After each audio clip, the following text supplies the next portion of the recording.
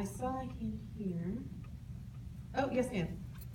What attracted you to this script as opposed to any other script? She asked, what attracted you to this script more than anything else? I think for me, being from England and coming out to America, I think I can kind of relate to his feeling of missing home, and I think his feeling of rediscovering himself when he goes back home, and kind of like growing as a man, kind of reconnecting to his roots. And like the idea of a coming of age story that isn't necessarily like a 16-year-old who's just left high school coming of age. I think a lot of us kind of come of age in our like mid to late 20s, so I kind of like that idea too.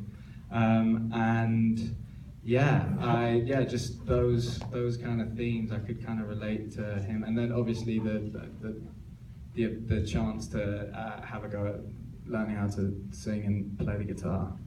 That was a big draw too. Because I was a big Elvis fan when I was a kid. Such a good man. For you, sir. It's a two-part question. Okay. This experience turned you into a country fan? And did you get to experience good Southern hospitality? The gentleman asked, I'm so sorry, I forgot part A. Okay. Has this experience turned him This into a country experience fan? turned me into a country music fan, Yeah. without a doubt. Cool. Yeah. I think initially straight afterwards I had to take a little bit of a break from country music, mainly because like my friends didn't want to hang out with me anymore because that was all I listened to all the time. But I've kind of found the artists that I like, people like Chris Stapleton that I think is awesome, and then going into some older stuff as well. And to be honest, I've always listened to it a little bit, like the older stuff like Johnny Cash and then Elvis Presley, who's more rock and roll. But I am definitely a country fan in answer to the first half of that And did question. you get to experience the Southern hospitality and food? And did I get to experience the Southern hospitality and food? Well, when I was in Nashville, I had the biggest rack of ribs that I've ever seen in my life. It was so huge, and so I definitely experienced the food there, and the feeling of like fullness afterwards. Because I was eating with Brett Boyett, who was the music producer, and I was trying to like be cool and act as though I could eat this whole thing. So I was kind of acting like and I thought it was like, you know, when you eat a chili and you have to pretend that it's not hurting your mouth. I thought it was like that. You have to eat the whole rack of ribs and pretend that it wasn't filling you up. And I was successful for the most part.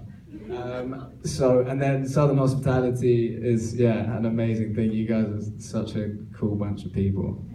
I'd love to spend more time in the South for sure. Yes, ma'am.